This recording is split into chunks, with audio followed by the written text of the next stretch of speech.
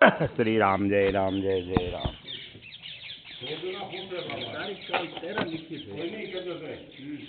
श्री कृष्ण गोविंद हरे मुरारी, हे नाथ नारायण वासुदेव। श्री कृष्ण गोविंद हरे मुरारी, हे नाथ नारायण वासुदेव। श्री कृष्ण गोविंद हरे मुरारी, हे नाथ नारायण वासुदेव। श्री कृष्ण गोविंद हरे मुरारी, हे नाथ नारायण वासुदेव। गजाननं भूतगणाधिसेवितं कपित्थजम्बूफलचारुभक्षणम् उमासुतं शोकविनाशकारकं नमामि विघ्नेश्वरपादपङ्कजं।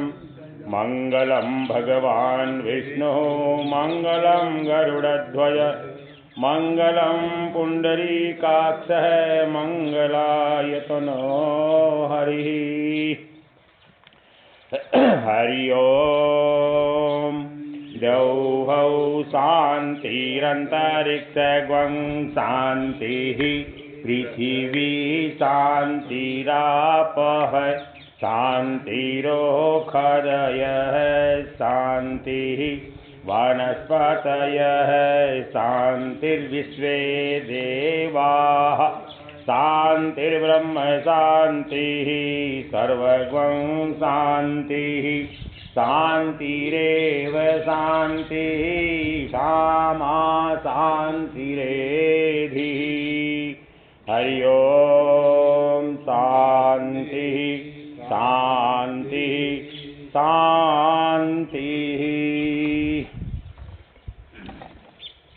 गोविंद हरे गोपाल हरे गोविंद हरे गोपाल हरे, जय जय प्रभु दीन दयाल हरे। गोविंद हरे गोपाल हरे गोविंद हरे गोपाल हरे, जय जय प्रभु दीन दयाल हरे। अपनी पत्नी, पुत्र, घर, स्वजन, धन, इहलोक परलोक, प्राण आदि सब कुछ त्याग करके जो मेरी शरण में आए, उनका त्याग मैं कैसे करूं। मयि निर्बद्ध हृदया साधव समदर्शनाः वशीकुर्वन्ति मां भक्त्या, सत स्त्रिय सतपतिम यथा। भक्त मुझे भक्ति से वश में कर लेते हैं। साधवो हृदयम मह्यम साधुनाम हृदयम तुहम। मेरे भक्तजन मेरा हृदय है और मैं उनका हृदय हूँ। एकाकार जय भगवान और भगत। भगवान कहते हैं तप और विद्या अति उत्तम, फिर भी उसे यदि विनय विवेक का सहारा न हो तो व्यर्थ है। आप तपस्वी हैं और आपके पास प्रबल भक्ति भी है, किंतु आपने सदा दुरुपयोग किया। आप ही जरा सोचे, क्या अम्बरीश ने कोई अपराध किया था? उसकी कोई भूल थी? उसने व्रत के पालन हेतु से ही मात्र जलपान किया था, फिर भी आप क्रोधित हो गए और आप उसी के पास जाइए, उससे प्रार्थना करके क्षमा मांगिए। अम्बरीश ने कहा भगवान बिके नहीं जा भाया मेरे करने को नहीं बस की बात। अच्छा हाँ, दुर्वासा अम्बरीश तो भगत हो। यदि भक्तराज अम्बरीश क्षमा करेंगे तभी इस सुदर्शन चक्र की गति रुकेगी। दुर्वासा अम्बरीश के पास आए और क्षमा याचना के लिए उन्हें प्रणाम करने जा ही रहे थे कि राजा ने कहा, नहीं नहीं महाराज, आप वंदन करें, ये शोभा नहीं देता, प्रणाम तो मुझे ही आपको करना चाहिए। राजा ने सुदर्शन चक्र से प्रार्थना की, शांत हो जाओ। यदि आज दिन तक मैंने कभी कोई दान पुण्य यज्ञ सेवा की है तो उन सब के पुण्य से तुम्हारा वेग शांत हो जाए। और सुदर्शन चक्र शांत होकर वापस लौट गया। अम्बरीश की कथा में भी एक रहस्य है। अम्बरीश शुद्ध भक्ति स्वरूप है, अतः चरित्र के आरंभ में सभी इंद्रियों की भक्ति बताई गई है। अम्बरीश का चरित्र भक्ति का चरित्र है। भक्ति मार्ग में दुर्वासा अर्थात दुर्वासना बाधा उपस्थित करती है। मैं ही बड़ा हूँ और बाकी सब छोटे हैं, ऐसी दुर्भावना दुर्वासना है। सुख को मैं ही भोगूं, ऐसी भावना भी दुर्वासना ही है। दूसरों को दुखी करने की दुर्वासना भक्ति में बाधा रूप है। भक्ति करते हुए यदि अहंकार हुआ तो मान लो कि दुर्वासना आ गई। दुर्वासना में से अभिमान जागता है और अभिमान से क्रोध।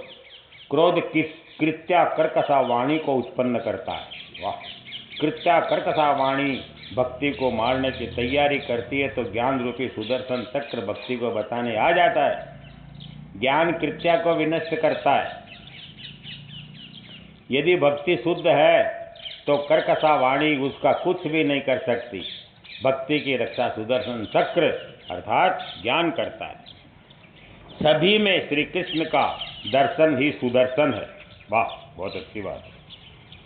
सभी में श्री कृष्ण का दर्शन ही सुदर्शन है।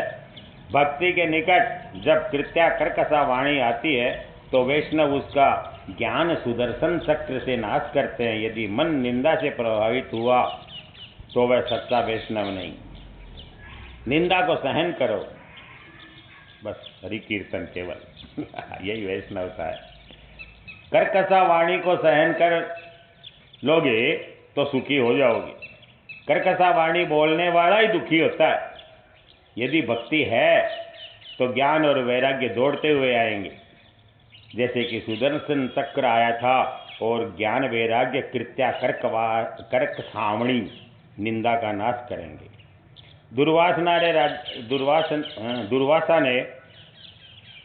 दुर्वासा ने राजा अम्बरीश को कटु वचन सुनाए, फिर भी क्रोधित नहीं हुए थे। जिसके मस्तक पर ठाकुर जी विराजते हैं वही अम्बरीश है।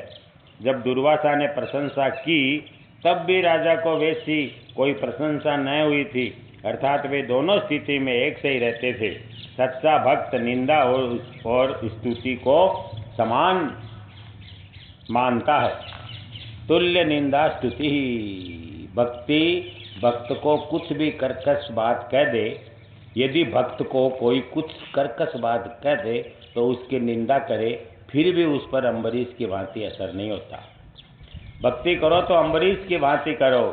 अम्बरीश की भक्ति ऐसी सच्ची और बलशाली थी कि भगवान को भी कहना पड़ा था, अहम भक्त पराधीन है।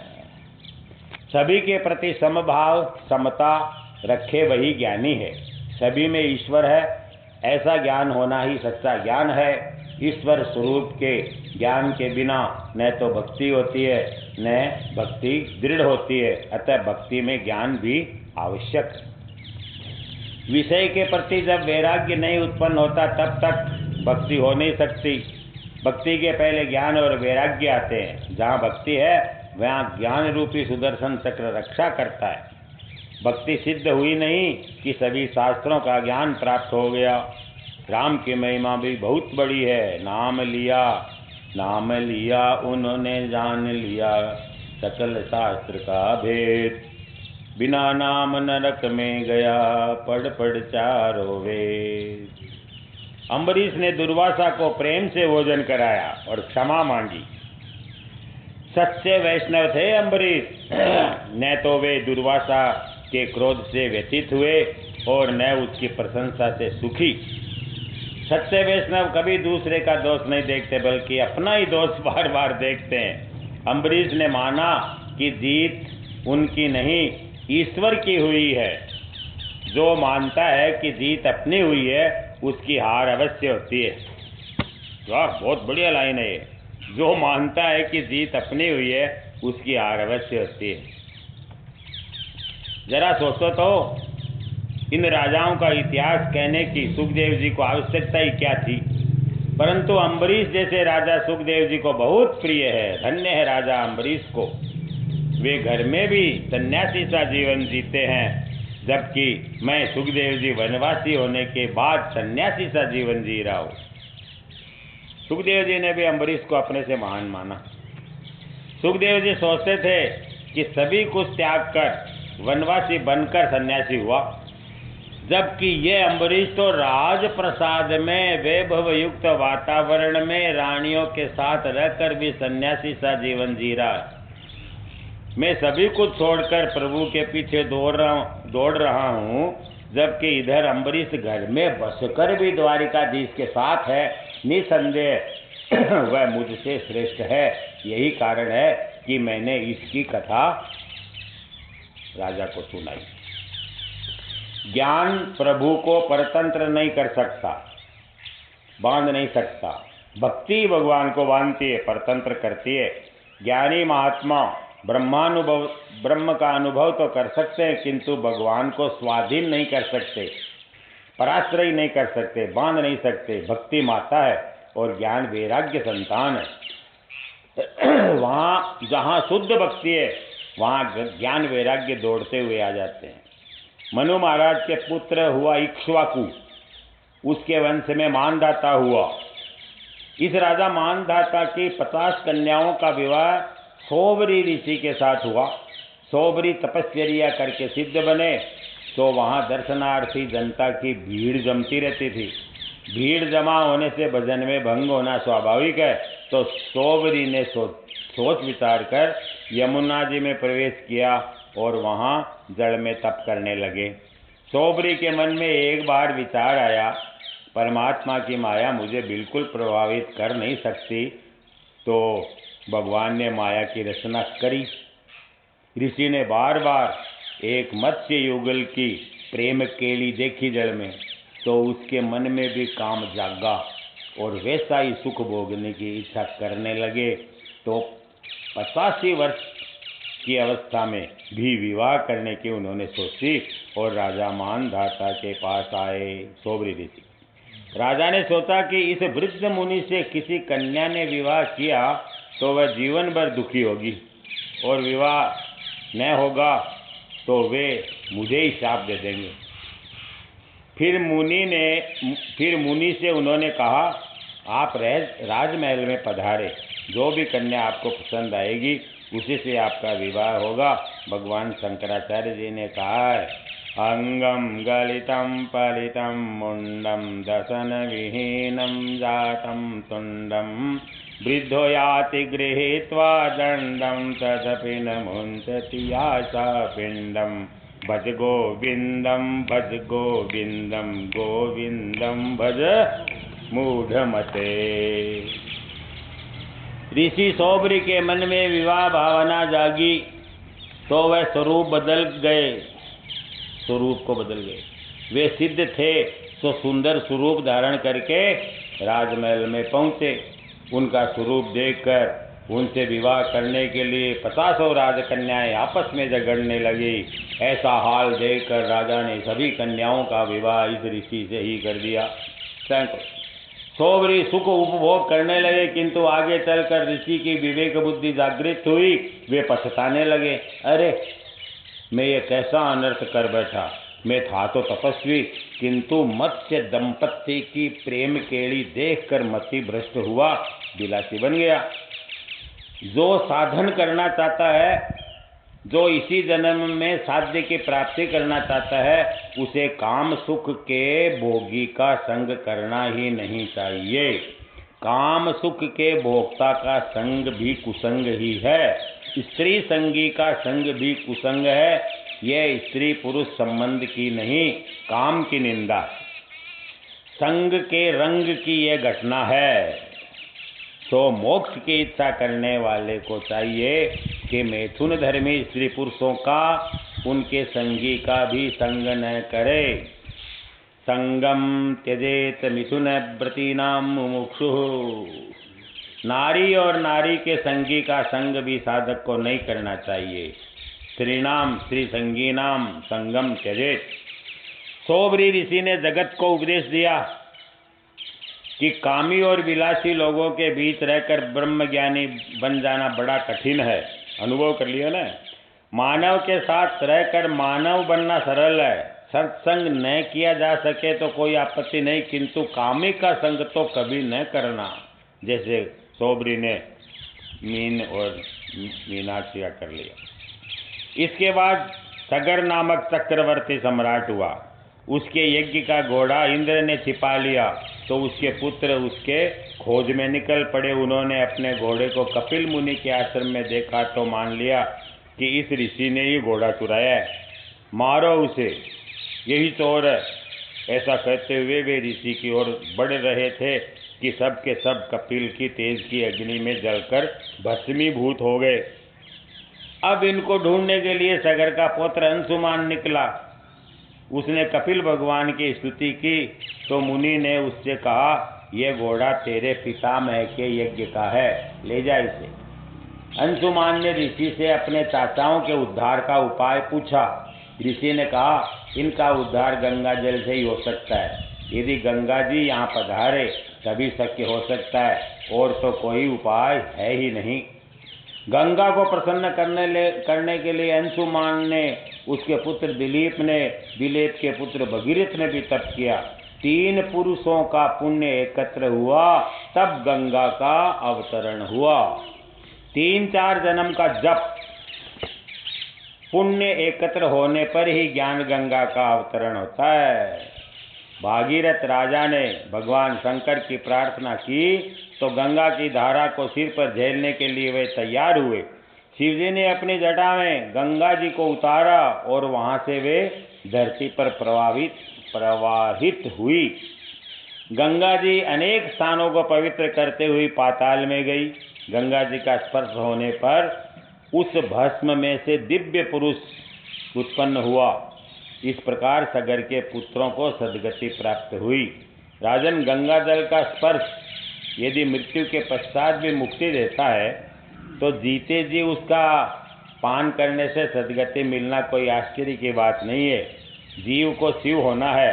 यदि ज्ञान गंगा को वह अपने सिर पर धारण करे तो शिव बना जा सकता है। गंगा ज्ञान का स्वरूप है। गंगा जी को भगीरथ राजा ने अवतरित किया, अतः उनका एक नाम भागीरथी भी हुआ।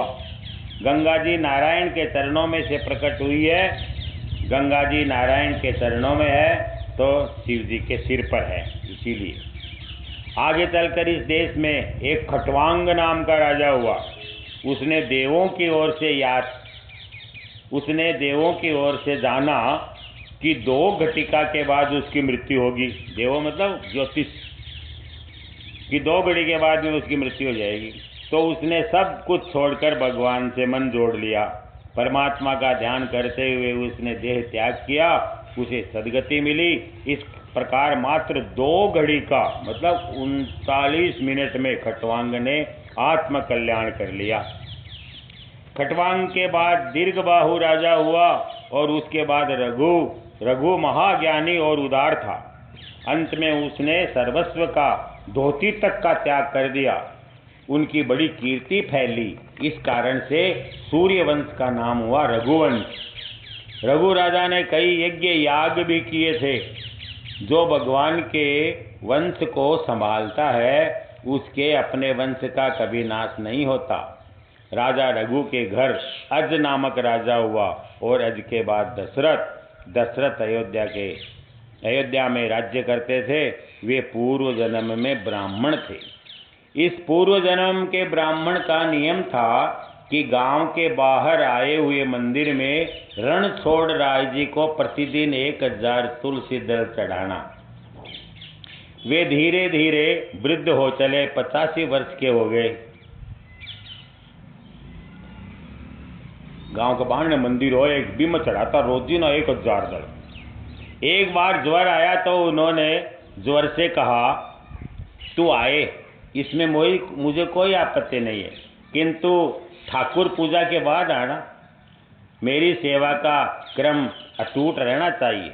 ऐसा संकल्प सुनते ही ज्वर भाग गया। वे मंदिर में सेवा पूजा के लिए आए तो वहां किसी के रोने की आवाज सुनाई दी। देखा तो एक पिशाचिनी रो रही थी। वह कहने लगी, पूर्व जन्म में मैंने दुराचार किया था, अपने पति को मैंने बहुत दुख दिया था, तो मुझे इस जन्म में पिशाचिनी होना पड़ा।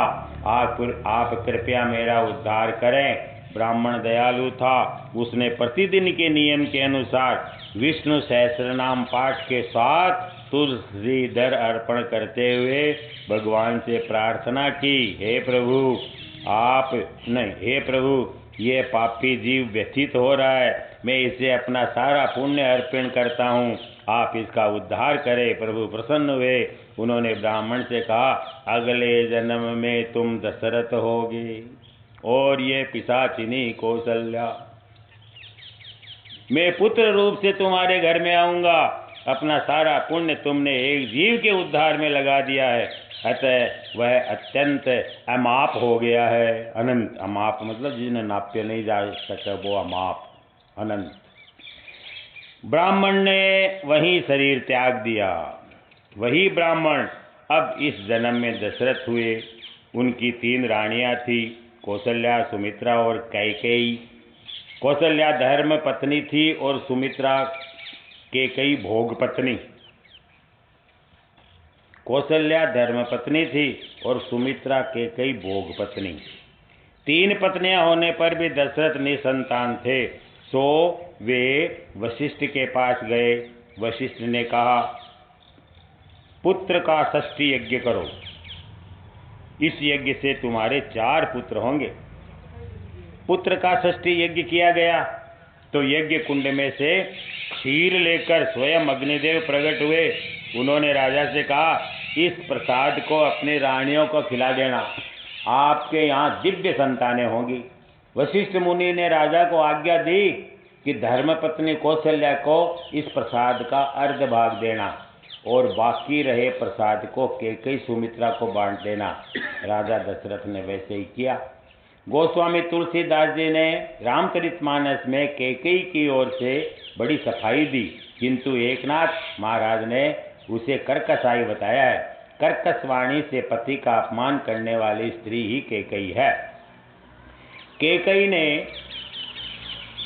दशरथ का अपमान किया, झगड़ा किया कि उसे प्रसाद क्यों अंत में दिया गया। उसने प्रसाद उठाकर बाहर फेंक दिया। उस प्रसाद को समड़ी मतलब गिद्ध जैसा पक्षी उठा ले गई और एक पर्वत पर आई। वहाँ अंजनी देवी तपस्या कर रही थी। उस पक्षी ने अंजनी देवी के सिर पर छाया की और प्रसाद भी दे दिया। अंजनी देवी ने प्रसाद खा लिया तो उनको हनुमान जी प्राप्त हुए। अब कैकेयी को प्रसाद गंवाने का दुख और पश्चाताप होने लगा। कौशल्या बड़ी उदार थी। उन्होंने अपने भाग के प्रसाद से कुछ अंश कैकेयी को दिया। सुमित्रा ने भी कैकेयी को थोड़ा सा प्रसाद दिया। इस प्रकार तीनों रानियों ने प्रसाद खाया। अपने घर को अयोध्या सा बनाओ,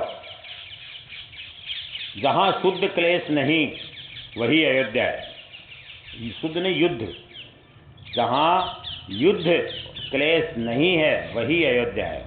सरयू नदी अर्थात भक्ति प्रवाह के किनारे पर रहने पर शरीर में अयोध्या बनेगा और ऐसी नगरी में बसा हुआ जीवात्मा दशरथ जितेंद्रिय बनेगा।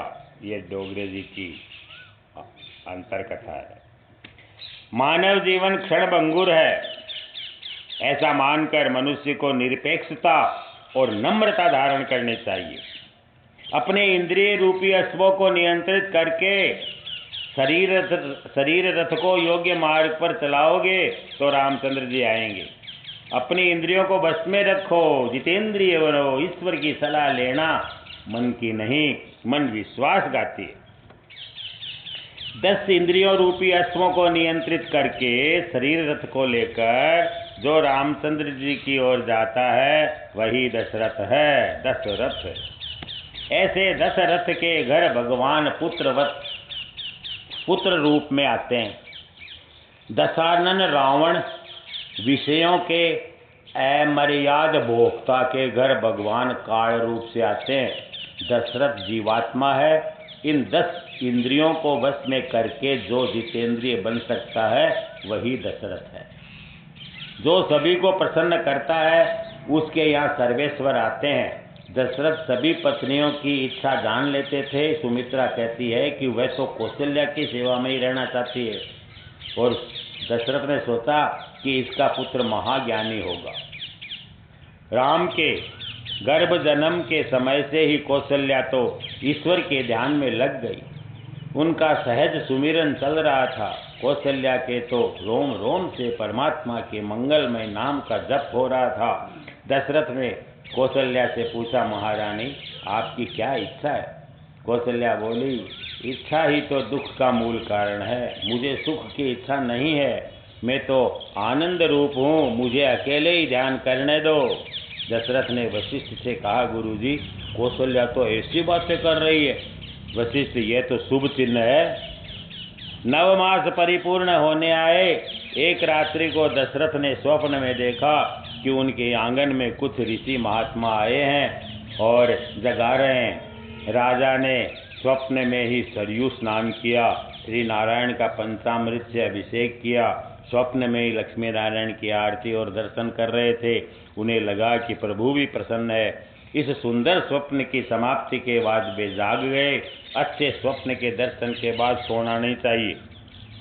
राजा ने सोचा कि इस स्वप्न के विषय में गुरुजी से निवेदन करना चाहिए। वे वशिष्ठ के पास आए। वशिष्ठ ने पूछा, आप इस प्रातः काल में क्यों आए? मैंने आज स्वप्न में लक्ष्मी नारायण की आरती की। मैंने ये भी देखा कि नारायण का दिव्य तेज कौशल्या के गर्भ में जा रहा है। वशिष्ठ बोले, इस स्वप्न का फल उत्तम होगा। तुम्हारे घर भगवान नारायण के आगमन की इसमें सूचना है। मुझे विश्वास है कि इस स्वप्न का फल तुम्हें 24 घंटे में ही मिल जाएगा। राजा आनंद से झूमने लगे। उनके घर स्वयं भगवान जो आ रहे हैं, उन्होंने सरयू में स्नान किया और भगवान की पूजा में लीन हो गए। इधर कौशल्या भी प्रभु ध्यान में मगन है। आज परम पवित्र रामनवमी का दिन है। जेहि दिन राम जन्म श्रुति गावहीं, तीर्थ सकल कहाँ चलिया वहीं। भगवान शंकर ज्योतिषी के वेश में अयोध्या की गलियों में घूम रहे हैं। उनके इष्ट देव है बालक राम। प्रातः काल से ही देव गंधर्व प्रतीक्षा कर रहे हैं। वैष्णव जन जब तक अत्यंत आतुर नहीं होते तब तक भगवान का जन्म नहीं होता।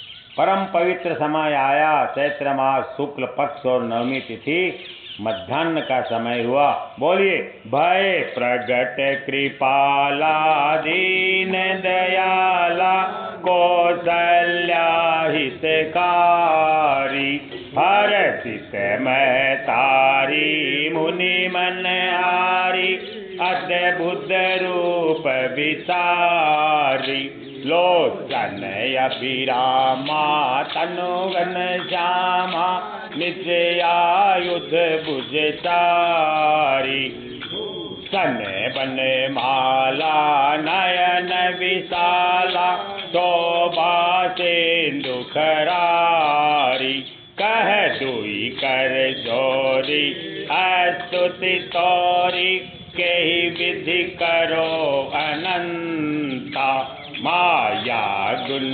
ज्ञानातीत माना, वेद पुराण करुणा सुख सागर, सब गुण आगर, जेहि गावहीं श्रुति संता, मम हित लागी रन अनुरागी, प्रगट भयं श्रीकांता, विप्रधेनु सुर संतहित लीन मनुज अवतार, निज इच्छा निर्मित तनु माया गुण गोपाल, सियावर रामचंद्र की जय, रघुपति रामचंद्र की जय। दशरथ के घर साक्षात परम ब्रह्म श्री हरि प्रकट हुए। जो निर्गुण थे वही भक्तों के प्रेम के कारण आज सगुण बन गए। अगुण अरूप अलख अज जोई, भगत प्रेम बस सगुन सो होई।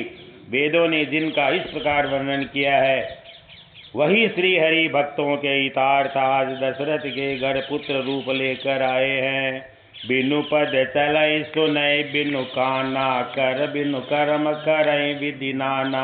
आनंद रहित सकल रस भोगी, बिनु बानी भगता बड़ जोगी। तन बिनु परस नयन बिनु देखा, ग्रहि घ्राण बिनु बस अशेषा। अति सब बाती अलौकिक करनी, महिमा जासु जाई नहीं बरनी। जेहि इमि गावहि वेद बुध, जाहि धरहि मुनि ध्यान। सोई दशरथ सुत भगत हित, कौशलपति भगवान। सियापति राम राम राम। आकाश में से देव और गंधर्वों ने पुष्प वृष्टि की। आज बताया कि मैं अपने भक्तों की चारों ओर से रक्षा करता हूँ। सो चतुर्भुज रूप से प्राकट्य हुआ। माता ने स्तुति की, प्रभु मेरे लिए आप बालक बन जाइए। मुझे माता कहकर पुकारे। माता जी को उन्होंने दिखाया कि वे परमात्मा है। उनका चतुर्भुज स्वरूप अदृश्य हो गया और छोटे छोटे 2 हाथों वाले बालक बन गए। दासियों में भी यह शुभ समाचार फैल गया। कौशल्या ने दासी को नवलखा हार दिया। मेरा राम सुखी होगा, मैं आनंद से दे रही हूँ। दासी ने कहा मुझे तो कुछ भी नहीं चाहिए, मैं तो राम को खिलाना चाहती हूँ। रामदासी की गोद में आ गए। आज उसका भी ब्रह्म संबंध हो गया। दासी दौड़ी हुई राजा के पास आई और बधाई दी। लाल भयो है, लगता है कि साक्षात नारायण आए हैं। वृद्ध दशरथ के घर पुत्र जन्म हुआ और पुत्र भी साधारण नहीं, साक्षात परमात्मा रूप पुत्र का रूप लेकर आए हैं। दशरथ जी ने वस्त्र आदि से श्रृंगार किया। प्रथम गणपति की पूजा की गई। दान तो इतना दिया गया कि सारी अयोध्या में कोई भी दरिद्र नहीं रहा। वशिष्ठ ने वेद मंत्रों का उच्चारण करके मानसिक अभिषेक किया। दशरथ भी अंतपुर में आए। आज राम के दर्शन से सारी दासियां इतनी हर्षान्वित हो गई थी कि वे देह भान भी भूल गई थी। देह भान ही नहीं तो मान मर्यादा और लाज की बात ही क्या।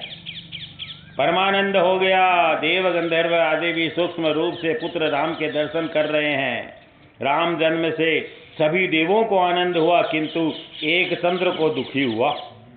राम लीला के दर्शन से सूर्य नारायण आनंद से स्तब्ध होकर स्थिर हो गए, आगे बढ़ते ही नहीं थे। सूर्यास्त के बिना चंद्र राम का दर्शन कैसे करे।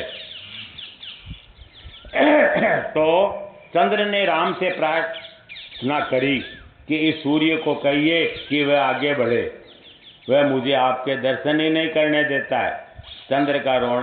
चंद्र को रोना आ गया तो रामचंद्र जी ने उसे आश्वासन देते हुए कहा, आज से मैं तेरा नाम धारण करूंगा। फिर भी वह प्रसन्न नहीं हुआ। क्या फिर से पढ़ें? चंद्र को रोना आ गया तो रामचंद्र जी ने उसे आश्वासन देते हुए कहा, आज से मैं तेरा नाम धारण करूंगा। फिर भी वह प्रसन्न नहीं हुआ। तब रामचंद्र ने उससे कहा, तू धीरज धर, इस बार मैंने सूर्य को लाभान्वित किया, किंतु भविष्य में कृष्णावतार में सबसे पहले तुझे दर्शन दूंगा। कृष्णावतार में रात्रि के 12 बजे जन्मूंगा तो तुझे ही लाभ मिलेगा। कृष्ण जन्म के समय 3 व्यक्ति ही जाग रहे थे, वसुदेव, देवकी और चंद्रमा। जो रात्रि के समय जागते रहते हैं उन्हें ही कन्हैया मिलता है, सोए हुए को कन्हैया नहीं मिलता। जागने का अर्थ क्या है? जानिए तब ही जीव जग जागा, जानिए तब ही जीव जग जागा, जब सब विषय विलास विरागा। गीता जी में भी कहा है, या निशा सर्वभूतानां तस्याम जागृति संयमी, यस्याम जागृति भूतानि सा निशा पश्यतो मुने। नित्य शुद्ध परमात्मा को प्राप्त करने की ओर जो कभी ध्यान नहीं देते हैं, उन सभी भूत प्राणियों के लिए जो रात्रि है, उसी समय में योगी जागकर प्रभु स्मरण करते हैं। प्राणी जिस सांसारिक नाशवान क्षणिक सुखों में जागते हैं वह रात्रि के समान ही है।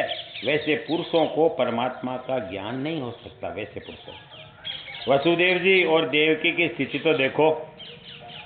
संपत्ति, राज्य, संतति सब कुछ छिन गया। निरपराध होते हुए भी हाथ और पांवों में जंजीर लगा दी गई। फिर भी वे हमेशा प्रभु का स्मरण करते रहे। दुख में भी प्रभु के नाम का विस्मरण न करना। दुख में सचेत रहकर जो व्यक्ति ईश्वर का भजन करता है उसके घर स्वयं भगवान आते हैं। स्वामी विद्यारण्य ने कहा है कि नल और राम जैसी विभूतियों के जीवन में भी दुख प्रसंग आए थे, तो हम जैसे साधारण जनों की तो बात ही क्या है। तो दुख से कभी न डरना। वियोग में कथा होती है, संयोग हुआ नहीं कि कथा बंद। जब तक जीव का ईश्वर से विरह है तब तक कृष्ण कथा है। जीव और ईश्वर के मिलन के बाद तो कथा का प्रश्न नहीं है। भागवत के 10वें स्कंद के 14वें अध्याय में सुदामा चरित्र के समय सुखदेव जी को प्रेम को नियंत्रित करना पड़ा था, दबाना पड़ा था। यदि प्रेम में समाधि सी लग जाए तो राजा परीक्षित का क्या होगा। दशरथ ने बालक स्वरूप देखा तो उनका हृदय प्रेम से भर आया। दशरथ के आनंद का वर्णन तो सरस्वती भी कर नहीं सकती। पिता पुत्र की दृष्टि मिली, बालक हंस दिया। दशरथ राम को मधु चटाने लगे।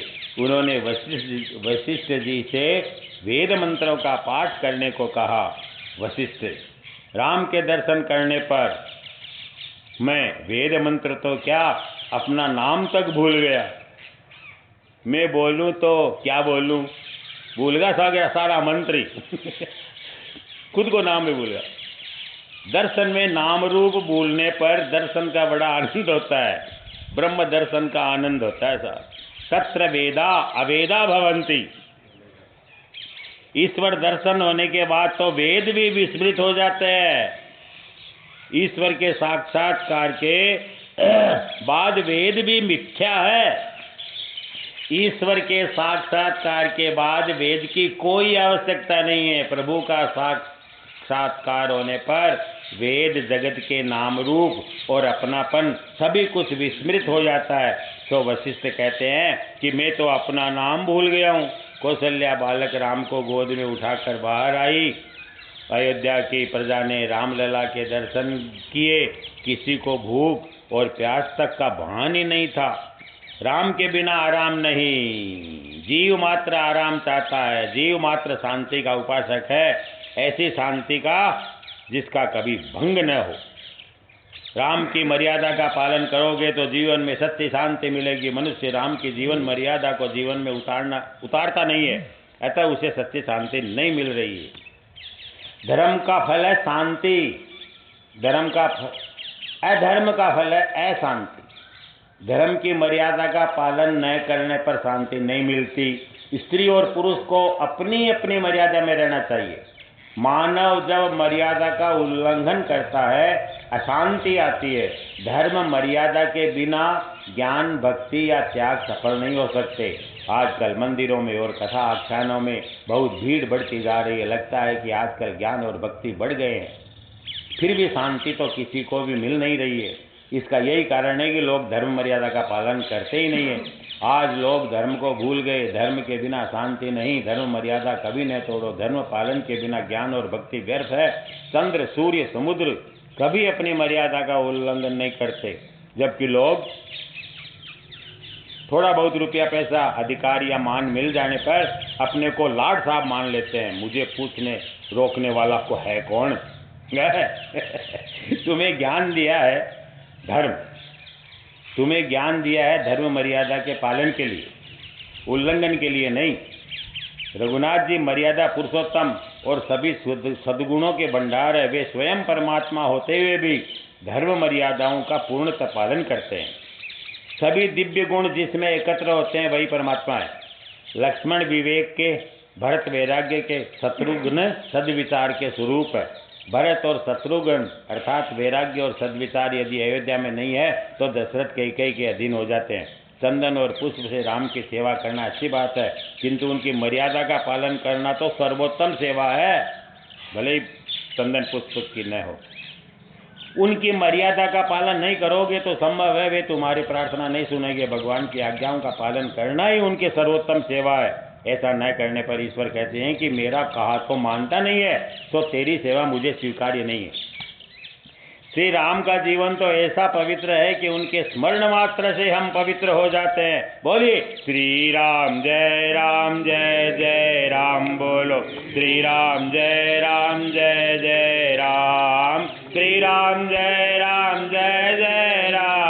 श्री राम जय जय राम। बोलो श्री राम जय जय राम।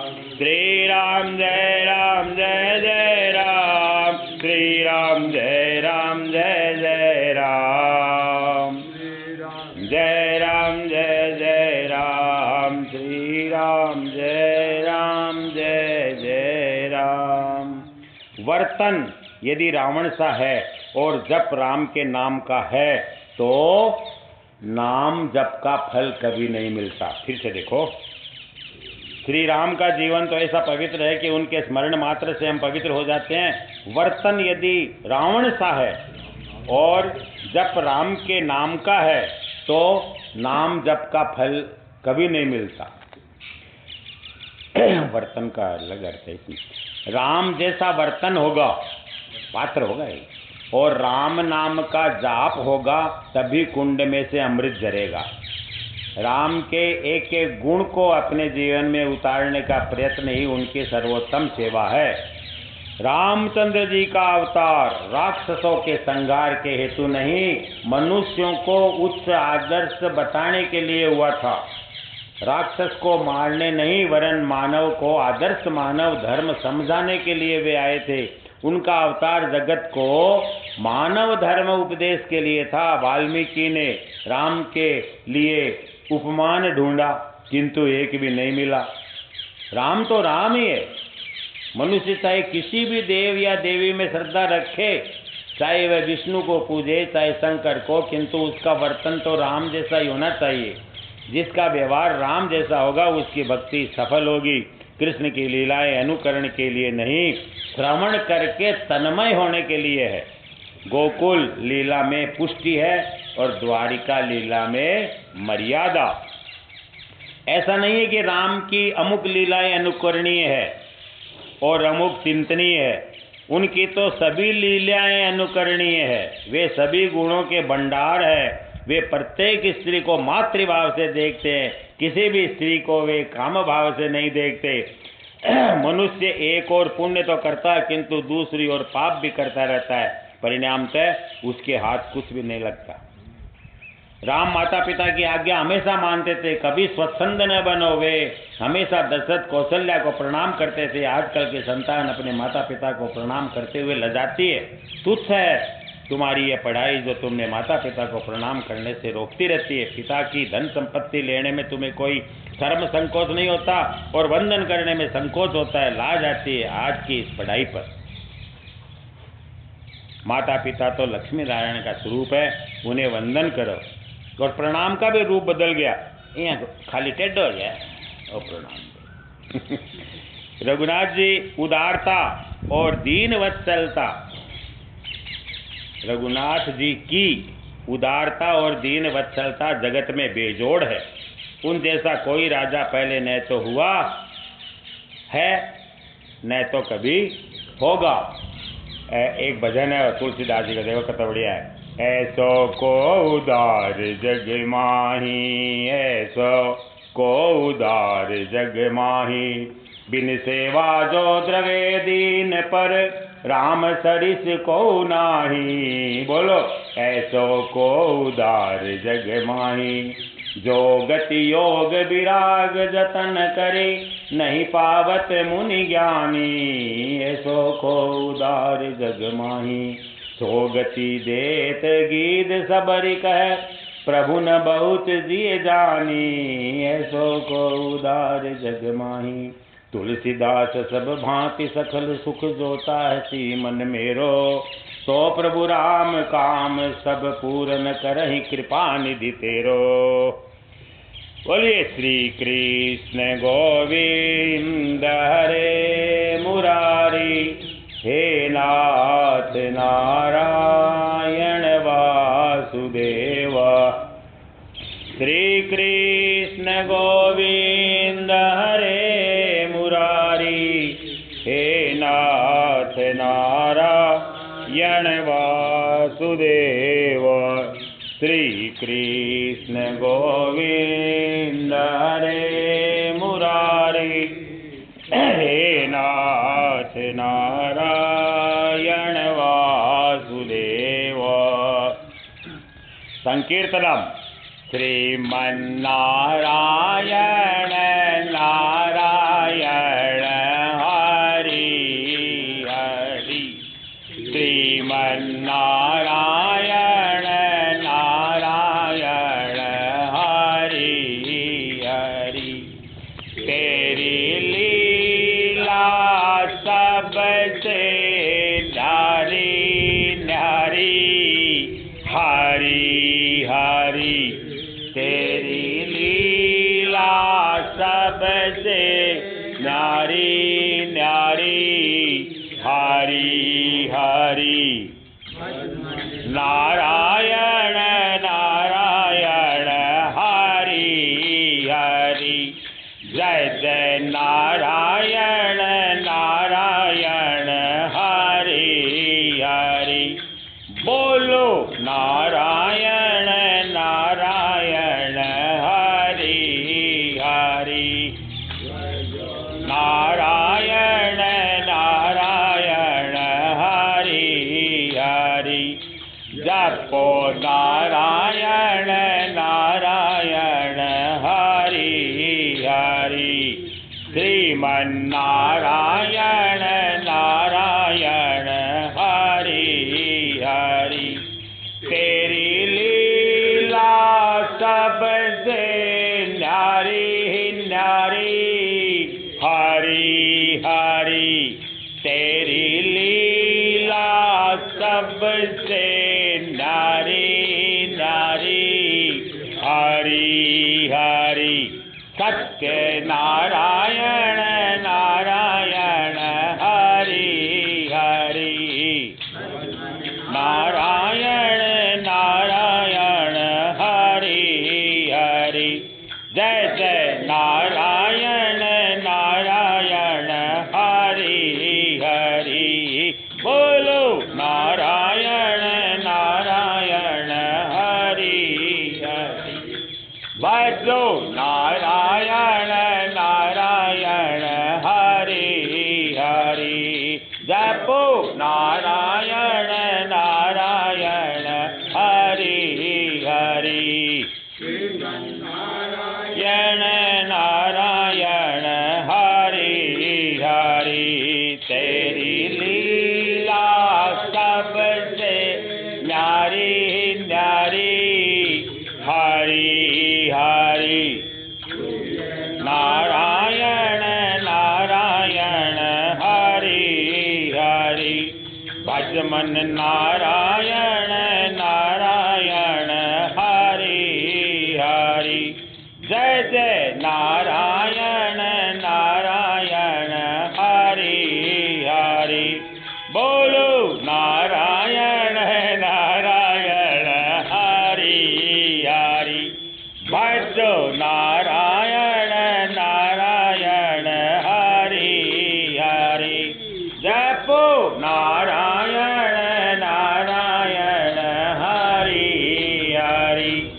श्रीमन्नारायण नारायण हरि हरि। तेरी लीला सबसे न्यारी न्यारी, हरि हरि। बद्री नारायण नारायण हरि हरि। भज मन नारायण नारायण हरि हरि। जय जय नारायण नारायण हरि हरि। बोलो नारायण नारायण हरि हरि। जो नारायण नारायण हरि हरि। जपो नारायण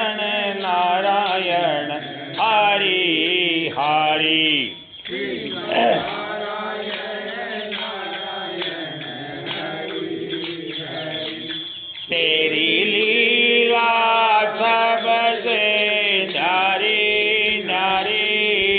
हरि हरि लक्ष्मी नारायण नारायण हरि हरि। भज मन नारायण नारायण हरि हरि। जय जय नारायण नारायण हरि हरि। बोलो नारायण नारायण हरि हरि।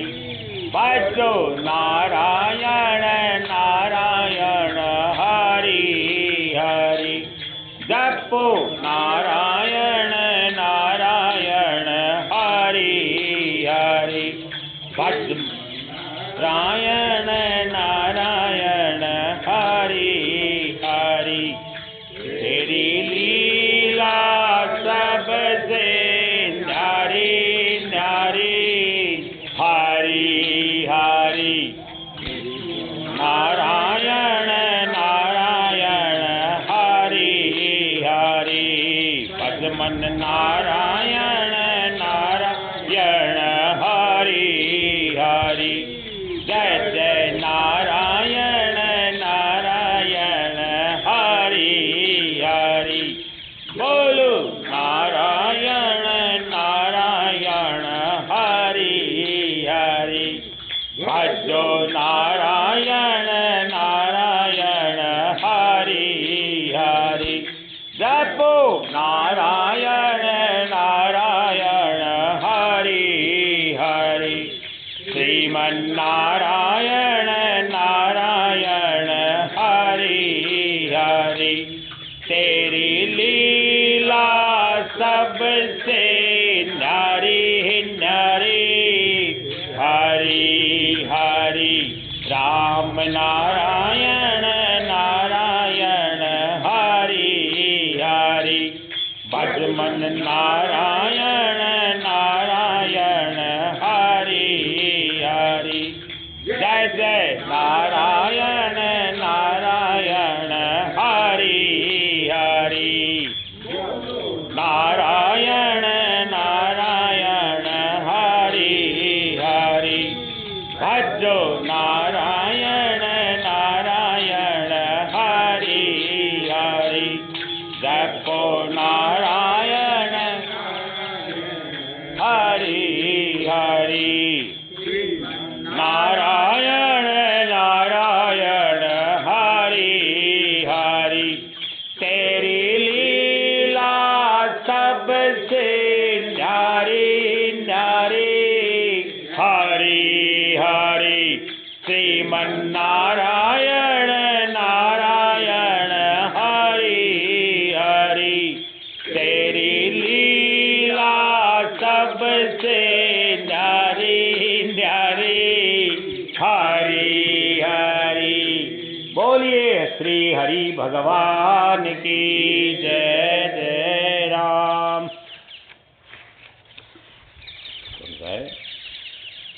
प्रणव उपन्नम पवन